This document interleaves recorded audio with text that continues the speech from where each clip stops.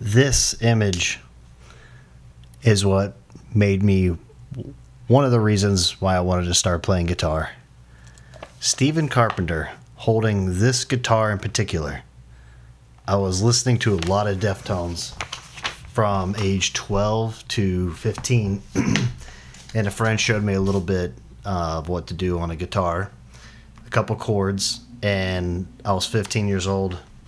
And when this magazine came out, this is a 2003 magazine, Deftones on the front with this guitar. I saw this guitar along with, at the same time, being taught a few things on a guitar by a friend. And that image has been the guitar, the thing that has made me an ESP player. And at the time, I couldn't afford this guitar. They were really expensive. So instead I was playing like cheap Ibanez guitars. But later in life I eventually got this ESP behind me. I've had this since I was 16 or 17 years old, and it's still my favorite go-to 6-string. But the guitar I always wanted was this one, and you might be able to see I eventually was able to pick this up last year. I got a SC607. That's the name of the guitar. And in this rare finish. This is a hard to find finish.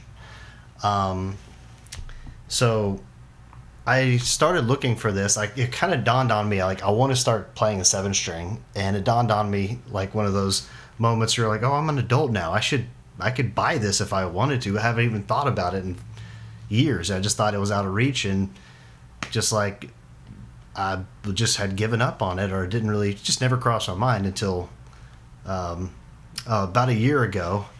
I started trying to find them. Couldn't find them anywhere. They're impossible. No one was selling them. I saw a few YouTube videos of people with this guitar. I even reached out to a couple of them, asked if they wanted to sell theirs. I looked on, Reverb, and I had Google alerts set up, eBay alerts set up.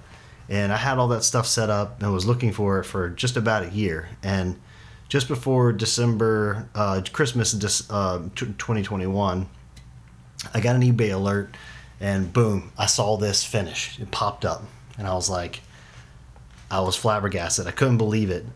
So I immediately got on there and was messaging the seller, and making sure it was legit, and asking for the serial numbers and calling ESP and making sure that it was, like it's supposed to be, and just doing the due diligence and getting excited about it. And I thought for sure I was going to have a competition on my hand, and I was willing to pay just about anything for it, because for me, this was the guitar. This was the guitar that drove so much in my mind about ESP and how beautiful of a guitar they were. And this particular finish was the only finish that I was gonna settle for. They had the regular black, ESP or a Stephen Carpenter model from this time. This is a 2005 model, and I was a little disappointed in a way, because with this particular model, I noticed the finish was a little bit different actually than what you can see. It's kind of hard to tell, and I'll probably show images. Like, I'll just kind of edit in images. Every guitar you see online, anytime it's ever been sold, it has a brighter finish, number one, and more of a distinct stop, like less of a gradient like this has. This has a pretty transparent kind of gradient, or light gradient, that goes all the way to the edge of the guitar. Whereas every other guitar you see of this model is a darker gradient and a sharper stop point up to the edge. So I thought it was very odd, and I was a little disappointed that it seemed a little weird. It's still beautiful in my opinion. You can see how shiny and glossy and well taken care of this is for a 20-year-old guitar, or more, I guess. 20-year-old guitar. But I thought it was a little odd, and I'm still fascinated with this guitar. So long story short, I happen to still have my eBay alert on for this guitar, and I still check them. And another one popped up. Oh, I guess I thought about this guitar. I thought I was going to have a competition on my hand. No one bid against me. I got the first and only bid on eBay, so, you know, there's not a ton of people clamoring for this particular model, but when people are looking for them, they're hard to find. And I was definitely, and still definitely looking for them. So anyways, I got another one, and I'm about to compare the finish, and we're going to look at this guitar and see, and just compare, like, you know, is this one unique in that it's got a different finish, and does it make it more rare and more desirable, more valuable, more beautiful maybe?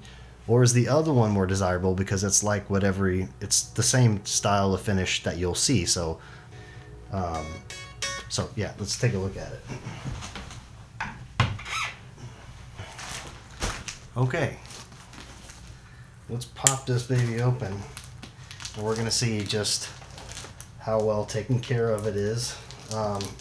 The seller said there were no dead frets, no damage. He got it from a Guitar Center of all places. I'm guessing, you know, from the used section, the resell section that they have.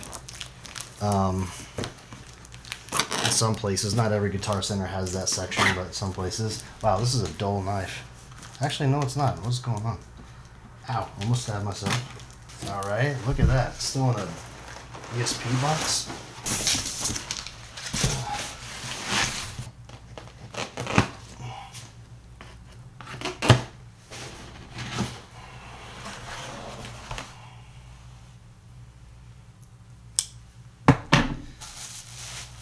So yeah, a little fascinated with this particular guitar. It's got a lot of sentimental value for me, and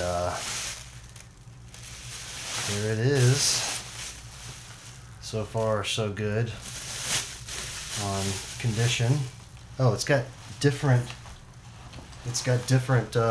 strap pegs on it. I don't know if it was original or replaced. It looks like aftermarket. So mine has silver. And one thing I couldn't quite tell through the seller on eBay is the serial number. So, wow. Wow, this puppy looks brand spanking new. Wow. This almost looks never played. Mine, the other one has like some rust here and some of like there's a little bit of something in the screws, but this has almost nothing. And mine, the other one has a little bit of rust or tarnishing on the bridge, but nothing here either. This is insane. All right. Oh my gosh, it is like in perfect condition. Wow. Okay, this is what I've been wanting to see. All right. The year it was produced, I could not tell from the serial number in the pictures. So this is actually an 06 model. How is that even possible? I thought they stopped making these in 2005. So they made it from 03. I could have sworn they stopped making this finish in 2005. But here, let me try and get a comparison of the two. It's so different, actually.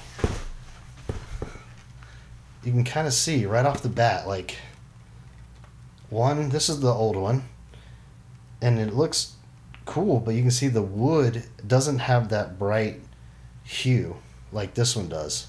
And I'm colorblind, so that's one, just a, you know, that's a strike for me on being able to describe color. But see, this one has a more like a gradual gradient on the edges, and this is a much more solid, harsher, darker finish on the edges. And this, I gotta tell you, man, it just looks in perfect condition. And whoever even strung this actually did what I did, and they have a much thicker gauge string on the 7th than like a typical, you know, what is it, a 62 or something like that, or 58, typical for the 7th string. This looks much more like a 64 gauge. The nut looks in good condition. I'm actually just really impressed by this. But yeah, this is a 2006 model, so I guess they did continue making this for a lot longer than I thought. You know, this came out in 2003, so I'm already liking this. So, I mean, Wow. I can't wait to hear what it sounds like. I'm going to see if there's any particular sound differences, which we'll compare to. But, yeah, it feels lighter, too. Or maybe it's because there's no battery in it. That's probably why. That's it, man. That is one beautiful guitar. This is my childhood dream come true, is to have this specific model. I wish I had a 2003 version, just you know, for the sake of nostalgia. But that's it, man. This is Stephen Carpenter's 2003. This is the Minerva era, self-titled era guitar. Alright, let's give it a play. Alright, first the older model, the dull one for some reason from 2005.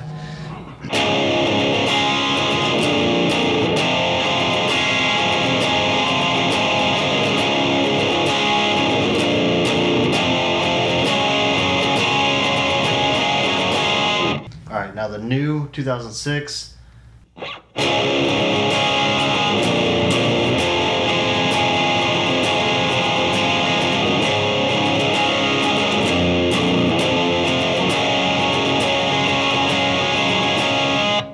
Right away, I think the newer one sounds a little bit louder, actually, than the others. A little bit fuller, too. It feels like a little less dead on the low end. It's got more, like, low end.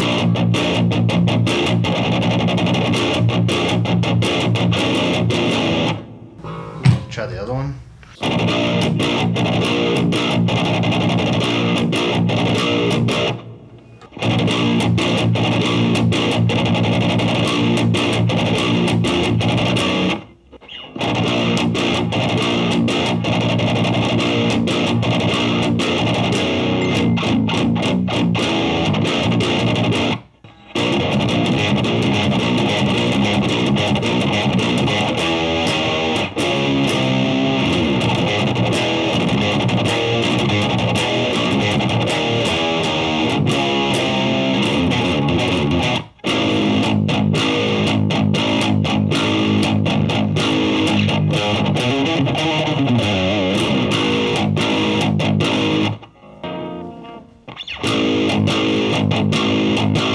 Yeah, the newer one is just weird. It's like so much. This one sounds so much more kind of muted.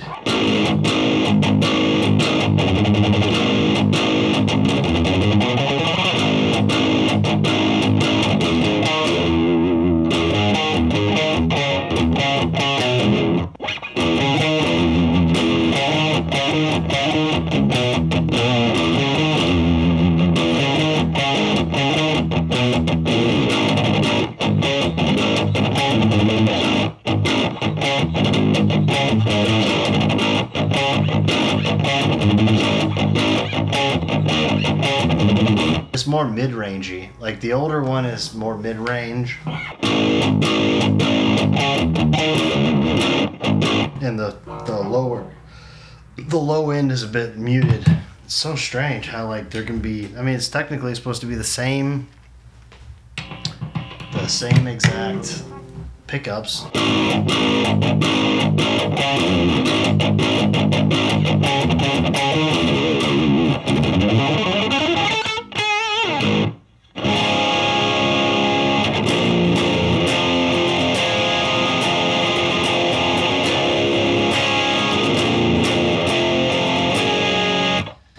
Maybe it's newer strings, part of it. I can no test is 100% without some kind of variables, but I'm impressed with the newer guitar, to be honest, and it just makes me want to sell this duller old one, which just is so weird and strange that there was one. I mean, I've wondered if this is a fake. I've wondered that, but I mean, everything about it screams authenticity, except that, you know, it's just different. It's a different finish. It's got inspected by ESP on the back. It's got neck through design with a serial number, like a verified serial number. Like, I don't know. Very strange, but I'm liking the new fiddle over the old. So it is what it is. I guess this is the one. I mean, childhood dream come true. Alright. That's it. That's it for this video.